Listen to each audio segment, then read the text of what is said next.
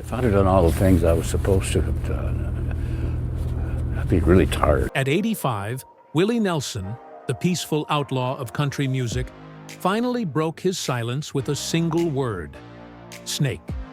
Known for avoiding drama and walking away quietly, this rare comment left fans stunned. Who was the artist that crossed the line? Was it Toby Keith? Garth Brooks? Maybe even longtime friend Kris Kristofferson? The truth cuts deeper than you think.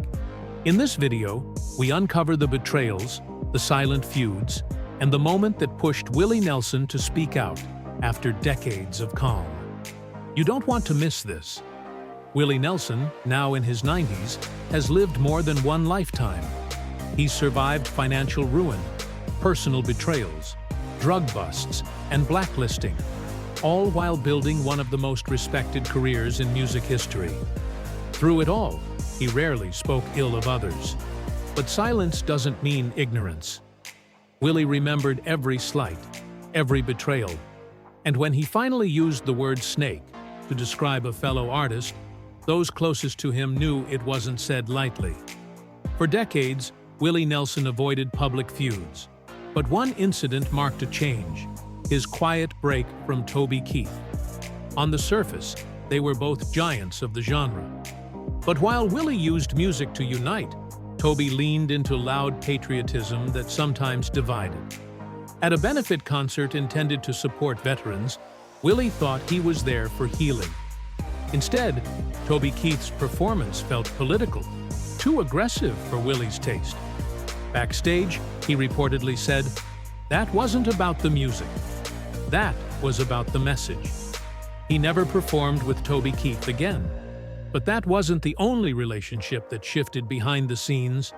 One of the most complex and painful distances formed between Willie Nelson and his fellow outlaw and longtime friend, Kris Kristofferson.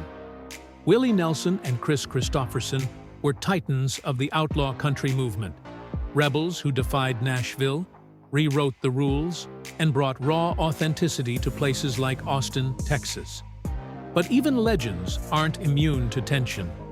While Kristofferson soared early with Grammys, film roles, and critical acclaim, Willie struggled to escape Nashville's attempts to box him in as a polished commercial act. The imbalance quietly brewed frustration. Then came Rita Coolidge, a talented, mesmerizing singer who married Kristofferson, but was rumored to have shared a brief romantic history with Willie Nelson beforehand. Though never confirmed, those whispers lingered in industry circles, and Kristofferson's well-known jealousy likely fueled a hidden resentment. At a political fundraiser years later, Kristofferson made a stinging remark, reportedly calling Willie more of a mascot than a musician. It was said in jest, but the wound was real. Their brotherhood began to fade, not with drama, but with distance. Fewer joint shows, no new collaborations, and a silence the music world couldn't ignore. Then there was Kid Rock. A planned studio session between the two collapsed fast. Kid Rock's ego clashed with Willie's quiet discipline. Without a word, Willie unplugged his guitar and walked out, leaving behind a track that was never recorded, and a message that spoke volumes. Another rare public moment came with fellow legend Ray Price. When Willie included a joke in a song calling him "No Spring Chicken," Ray didn't laugh. Instead, he fired back publicly, calling Willie a jackass. Though they eventually reconciled, the moment showed how even light teasing can sting deeply in an industry built on image and legacy. Then came the pop country shift. Artists like Shania Twain were taking country in a glossier, more commercial direction. Elaborate stage shows, dance routines, and crossover radio hits became the norm. While Willie Nelson never publicly criticized Shania, his disapproval was clear.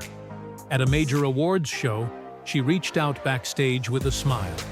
He nodded and kept walking. Later, he reportedly referred to performances like hers as Vegas dressed up in boots. For Willie, country music was about grit and truth, not glitter and showbiz. But of all the names left out of Willie's praise, one stands out: Garth Brooks. He was never publicly called out by Willie, but those close to the country legend believe Garth was the unnamed Snake, referenced in a rare offhand comment. The clues point in one direction. Willie had invited Garth to collaborate in the early 2000s. The invitation was met with a dismissive rejection. Allegedly, Garth's team said Willie wasn't current enough for the crossover project they envisioned. That phrase, whether exaggerated or not, reportedly reached Willie, and he never forgot it. After that, he never mentioned Garth Brooks again, never performed with him.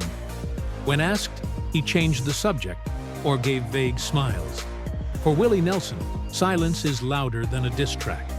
And then there was the fracture with Waylon Jennings. Together, Willie and Waylon helped birth outlaw country. They stood shoulder to shoulder in rebellion. But as the years passed, Waylon grew frustrated. He wanted rehearsals, focus, discipline. Willie was more laid back, sometimes too much so. In an interview, Waylon joked that Willie was a hippie in cowboy boots who forgot where he came from. That joke, too, cut deep. Though the two never fought publicly, the collaboration stopped. The brotherhood faded. Meanwhile, Willie faced his own demons, some louder than others.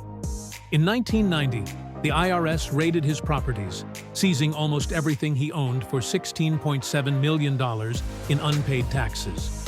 The debt wasn't from reckless spending, but bad advice from financial managers. Still, the damage was done.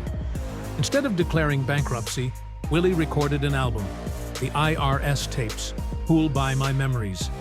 Fans bought it up, helping him pay the debt. It was classic Willie, turning pain into poetry. His love life was equally wild. Multiple marriages, affairs, and children born from secret relationships.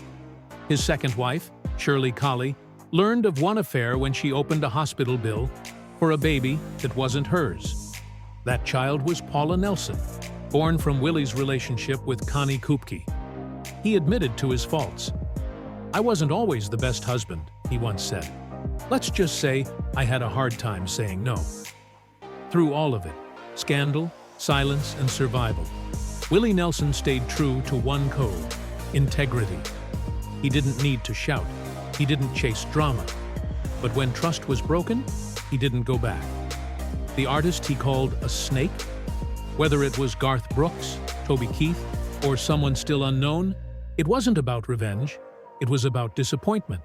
And for a man who gave grace more than grief, disappointment might be the deepest wound of all. Like, share, and subscribe for more videos. Thanks for watching.